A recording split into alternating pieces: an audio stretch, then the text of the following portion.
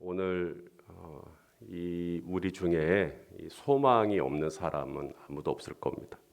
뭔가 소망이 있기 때문에 또 이 새벽에 또 이 자리에 나온 거 아니겠습니까? 또 유튜브로 또 온라인으로 또 하루의 일과 중에 또 시간을 내서 또 말씀을 들으려고 하는 것도 또 다 뭔가 소망이 있고 또 바라는 것이 있기 때문이겠죠. 오늘 본문 12절 말씀을 한번 같이 읽겠습니다. 12절 시작. 소망이 더디 이루어지면 다시 한번 읽겠습니다. 소망이 더디 이루어지면 그것이 마음을 상하게 하거니와 소원이 이루어지는 것은 곧 생명나무니라. 소망이 더디 이루어지면 그것이 마음을 상하게 한다. 혹시 우리 성도님들 중에 지금 마음이 상하신 분이 계실지 모르겠어요. 왜냐하면 소망은 있는데 소망이 아직도 안 이루어져서 마음이 이제 상해 있는 거죠. 마음이 닫혀 있는 겁니다. 오늘 솔로몬은 그의 잠언을 통해 어떻게 하면 이 소망을 이룰 것인지, 소망을 이루는 삶에 대해서 말씀하고 있습니다. 세 가지를 말씀하는데 첫째가 뭐냐면 연단입니다. 이 연단이 있고 난 다음에 소망이 이루어진다는 거예요. 자, 오늘 본문 1절 말씀을 우리 한번 또 읽겠습니다. 시작. 지혜로운 아들은 아비의 훈계를 들으나 거만한 자는 꾸지람을 즐겨 듣지 않으니라. 자, 지혜로운 아들을 어떤 아들이라고요? 아비의 훈계를 잘 들어요. 아비가 훈계할 때 그 훈계를 기분 나빠갖고 입이 이만큼 퉁퉁 불어갖고 그게 아니라 아비가 훈계할 때 그걸 잘 듣는다. 저도 우리 자녀들에게 종종 혼낼 때가 좀 있어요. 혼낼 때 제가 늘 자주 하는 얘기 중에 하나가 엄마 아빠가 혼을 낼 때 혼을 잘 받으면 더 혼날 일 없다. 한 번 혼날 때 제대로 받아야 된다. 잘 받아야 된다. 한 번도 제대로 받은 적이 없어요. 혼을 한번 내면 참 입이 요만큼 나와 있어요. 그냥 퉁퉁 불어갖고 있어요. 우리가 신앙생활 할 때도 종종 하나님께 혼날 때가 있나요? 혼나 보신 분들은 압니다. 혼날 때가 있어요. 우리가 완전한 사람이 아니거든요. 완벽한 사람이 아니기 때문에 우리 주님이 선한 목자시잖아요. 주의 지팡이와 막대기가 나를 안위하시나이다. 지팡이는 양을 인도할 때 쓰는 거고 막대기는 양 때릴 때 쓰는 거거든요. 왜냐하면 양은 이사야 53장에 우리는 다 양 같아서 각기 제 길로 가거늘. 양이 자기 길로 가려고 할 때가 있어요. 그러면 목자는 이 지팡이로 양을 인도하지만 막대기로 양의 엉덩이를 때려서 양을 바른 길로 인도하는 거예요. 이 막대기는 양을 죽이려고 때리는 거예요? 양을 살리려고 때리는 거예요? 살리려고 때리는 거예요. 그렇게 때릴 때, 목자가 내 엉덩이를 때릴 때, 목자가 날 죽이려고 그러네, 목자가 나를 학대하네, 이렇게 생각하는 양이 없어요. 아비의 훈계를 달게 받아요. 내가 저 이야기를 내가 들어야 하는가 보다. 자, 히브리서 12장 8절 말씀도 한번 읽어봅시다. 시작. 징계는 다 받는 것이거늘 너희에게 없으면 사생자여 친아들이 아니니라. 우리가 때로는 또 내 생각이 또 앞서가지고 또 내 길로 가요. 내 계획대로 가요. 내 생각대로 가요. 양의 습성이에요.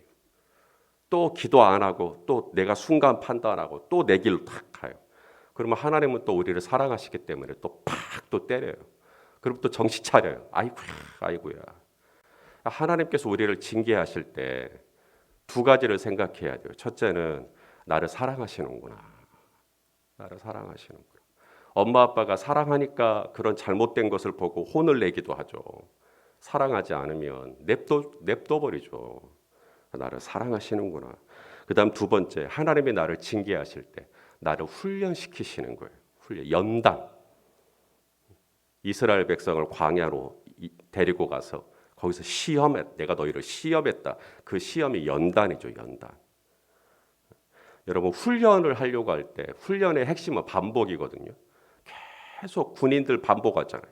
군인들 훈련을 반복을 해서 뭐가 되게 해요? 습관이 되게 하거든요. 생각이 바뀌면 언어가 바뀌고 언어가 바뀌면 행동이 바뀌고 행동이 바뀌면 습관이 바뀌고 습관이 바뀌면 인격이 바뀐다. 세상 사람들은 딱 거기까지예요. 참 멋있는 말인데 딱 생각이 바뀌고 언어가 바뀌고 뭐 행동이 바뀌고 습관이 바뀌는 것까지만 얘기를 하거든요. 그런데 성경은 하나 더 나가요. 이 습관이 바뀌어서 어디로 가냐? 인격의 연단으로 가요. 자, 우리 로마서 5장 3절 4절 말씀인데 제가 쉬운 성경 번역으로 가져왔습니다. 한번 읽어보시죠. 시작. 이뿐만 아니라 우리는 환난을 당하더라도 즐거워합니다. 그것이 그 환난이 인내를 낳고 또 인내는 연단된 인품을 낳고 연단된 인품을 통해 어디로 가요? 소망을 낳는 삶을 살게 돼요. 우리가 지금 소망을 이루는 삶에 대해서 얘기하고 있잖아요. 그 첫 번째가 뭐냐면 아비의 훈계, 아비의 연단, 아비의 징계를 잘 받는 거예요. 하나님께서 나를 훈계하실 때 이것을 내가 사랑하기 때문에 그리고 내가 이 부분을 훈련하라고 하나님이 나에게 이렇게 주시는 거구나. 그러면 훈계를 잘 받으면 소망을 이루는 삶으로 나아갈 수가 있죠. 그런데 하나님이 훈계하실 때 하나님이 징계하실 때 입이 이만큼 나와가지고 하나님은 맨날 나한테만 그런다고. 김 집사님은 조금만 기도해도 다 들어주시고 나는 아무리 해도 하나님은 안 들어주시고 이렇게 가면 조금 더 광야를 더 가셔야 됩니다. 그 다음 두 번째, 소망을 이루는 삶의 관건은 나의 입술에 달려있다라고 성경은 말씀합니다. 자, 오늘 본문 2절 말씀입니다. 우리 한번 읽어보죠. 시작. 사람은 입의 열매로 인하여 복록을 누리거니와 마음이 괴사한 자는 강포를 당하느니라. 자, 무슨 열매로 복록을 누려요? 입술의 열매입니다. 입의 열매. 우리가 생각할 때는 우리 몸에서 하루 종일 일할 때 가장 수고하는 그 지체가 뭐예요? 우리 몸에서 아마도 손일 거예요. 손이 운전도 하고 손이 밥도 먹고 손이 컴퓨터도 하고 손이 제일 수고하는 것 같아요. 그러면 손의 수고로 복록을 누린다 하면 이게 이해가 돼요. 혹은 우리가 발이 어디 많이 가잖아요. 발의 수고로 우리가 복록을 누린다. 그럼 이해가 얼른 가는데 성경은 놀랍게도 손의 수고와 발의 수고로 복록을 누리는 게 아니라 뭐에 달려 있다는 거예요? 내가 입으로 무슨 말을 하느냐가 관건이라는 거예요. 이게 소망을 결정한다는 거예요. 내가 손이 부지런해서 내가 손을 더 써야지. 내가 발이 빨라서 내가 발로 막 어디든 가야지. 그래서 소망이 이루어지는 게 아니라는 거예요. 소망을 이루는 삶. 첫째는 아비의 훈계를 잘 받을 줄 알아야 되고 두 번째는 이 입술을 잘 지켜야 돼요. 이스라엘 백성들이 가나안 땅을 목전에 두고 못 들어갔잖아요. 왜요? 입술을 못 지켰잖아요. 맨날 입만 열면 불평불만. 그래서 하나님이 뭐라 그래요? 내 귀에 들린 대로 너에게 해줄게. 그래서 결국은 못 들어가 버리지 않습니까? 입의 열매로 복록을 누리는 거예요. 입의 열매로 소망이 이루어지는 겁니다. 입의 열매로 가나안에 들어가기도 하고 못 들어가기도 하는 손의 수고가 아닙니다. 발의 빠르기가 아닙니다. 돈의 많고 적음이 아닙니다. 지식이 길고 짧은 것이 아닙니다. 입술을 어떻게 하느냐, 이 말을 어떻게 하느냐가 굉장히 중요합니다. 자, 두 가지인데요. 입을 사용을 하려고 할 때 첫째는 닫을 줄 알아야 돼요. 자, 오늘 본문 3절 말씀을 같이 한번 읽겠습니다. 시작.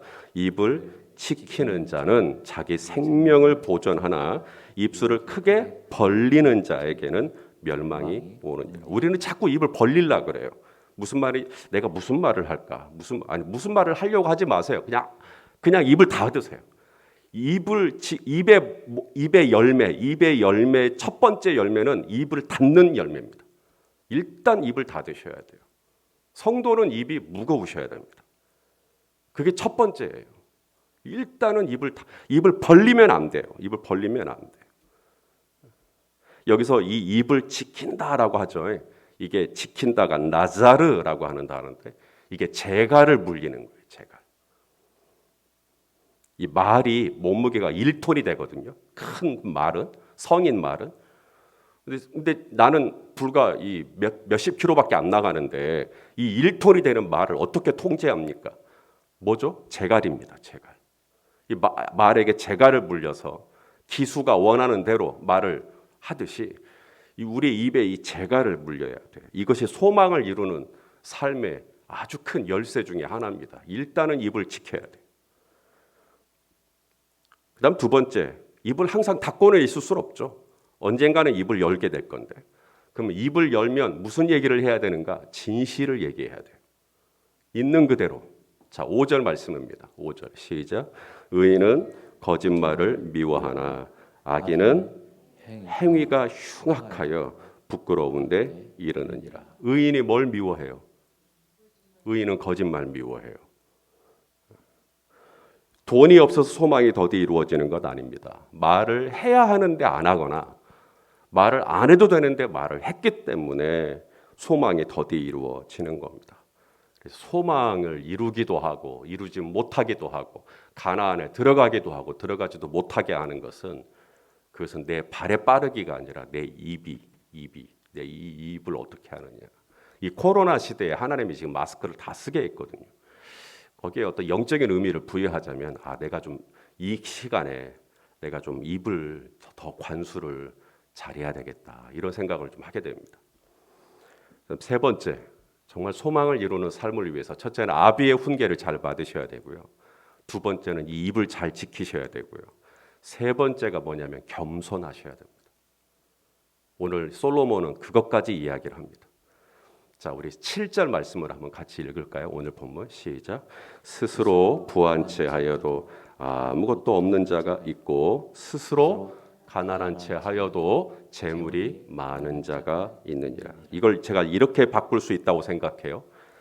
스스로 아는 채 하여도 아무것도 모르는 자가 있고 스스로 모르는 채 하여도 아는 것이 많은 자가 있다.